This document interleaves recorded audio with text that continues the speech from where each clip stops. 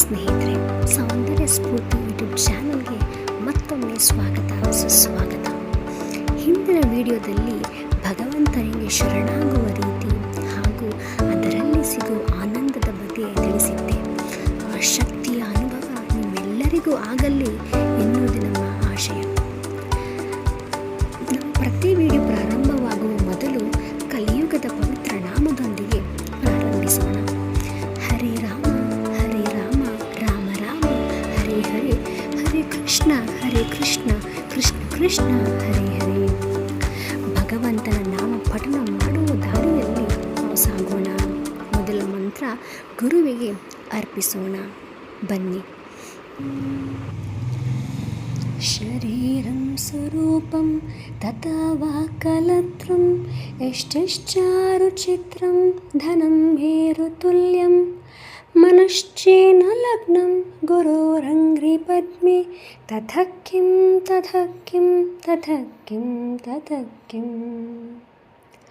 ಕಲತ್ರಂ ಧನಂ ಪುತ್ರಪೌತ್ರಾದಿ ಸರ್ವಂ ಗೃಹಂ ಬಾಂಧವ ಸರ್ವಮೇತದ್ದಿ ಜಾತಂ ಮನಶ್ಚೇನ ಲಗ್ನಂ ಗುರೋರಂಗ್ರಿ ಪದ್ಮೆ ತತಃ ಕಿಂ ತತಃ ಕಿಂ ತತಃ ಕಿಂ ತತಃ ಕಿಂ.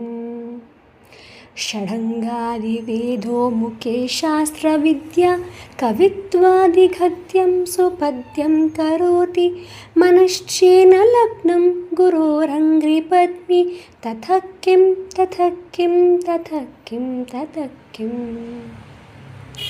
ವಿದೇಶೇಷು ಮಾನ್ಯಃ ಸ್ವದೇಶೇಷು ಧನ್ಯಃ ಸದಾಚಾರವೃತ್ತೇಷು ಮತ್ತೋ ನ ಚಾನ್ಯಃ ಮನಶ್ಚೇನ ಲಗ್ನಂ ಗುರೋರಂಗ್ರಿ ಪದ್ಮೆ ತತಃ ಕಿಂ ತತಃ ಕಿಂ ತತಃ ಕಿಂ ತತಃ ಕಿಂ.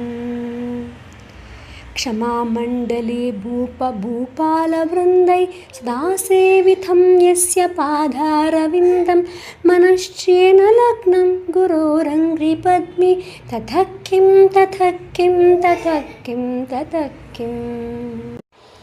ಯಶೋ ಮೇಘತಂ ದೀಕ್ಷುಧಾನ ಪ್ರತಾಪ ಜಗದ್ವಸ್ತು ಸರ್ವಂ ಕರೆ ಯತ್ ಪ್ರಸಾದಾತ್ ಮನಶ್ಚೇನ ಲಗ್ನಂ ಗುರೋರಂಗ್ರಿ ಪದ್ಮೆ ತತಃ ಕಿಂ ತತಃ ಕಿಂ ತತಃ ಕಿಂ ತತಃ ಕಿಂ. ನ ಭೋಗೇನ ಯೋಗೇನ ವಾ ವಿಜಿರಾಜೌ ನ ಕಾಂತಾಮುಖೇನ ವ್ಯವಿತ್ತೇಷು ಚಿತ್ತಂ ಮನಶ್ಚೇನ ಲಗ್ನಂ ಗುರೋರಂಗ್ರಿ ಪದ್ಮೆ ತತಃ ಕಿಂ ತತಃ ಕಿಂ ತತಃ ಕಿಂ ತತಃ ಕಿಂ. ಅರಣ್ಯೇನ ವಾ ಸ್ವಸ್ಯ ಗೇಹೇನ ಕಾರ್ಯೇ ನ ದೇಹೇ ಮನೋ ವರ್ತತೆ ಮೇತ್ವನರ್ಘ್ಯ ಮನಶ್ಚೇನ ಲಗ್ನಂ ಗುರೋರಂಗ್ರಿ ಪದ್ಮೆ ತತಃ ಕಿಂ ತತಃ ಕಿಂ ತತಃ ಕಿಂ ತತಃ ಕಿಂ. ಗುರೋರಷ್ಟಕಂ ಯಃ ಪಠೇ ಪುಣ್ಯದೇಹಿ ಯತಿ ಭೂಪತಿ ಬ್ರಹ್ಮಚಾರಿ ಚ ಗೇಹಿ ಲಭೇದ್ವಾರ್ಜಿತಾರ್ಥಂ ಪದಂ ಬ್ರಹ್ಮ ಸಂಯಂ ಗುರೋರುಕ್ತವಾಕ್ಯೇ ಮನೋ ಯಸ್ಯ ಲಗ್ನಂ ಗುರೋರುಕ್ತವಾಕ್ಯೇ ಮನೋ ಯಸ್ಯ ಲಗ್ನಂ ಗುರೋರುಕ್ತವಾಕ್ಯೇ ಮನೋ ಯಸ್ಯ ಲಗ್ನಂ.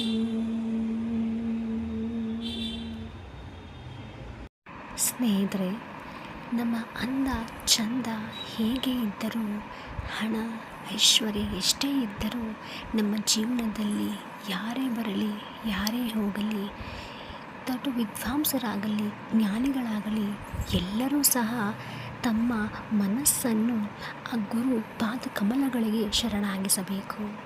ನಮ್ಮ ಜೀವನಕ್ಕೆ ದಾರಿ ದೀಪವಾಗಿರುವ ಗುರುಗಳಿಗೆ ಶರಣಾಗೋಣ.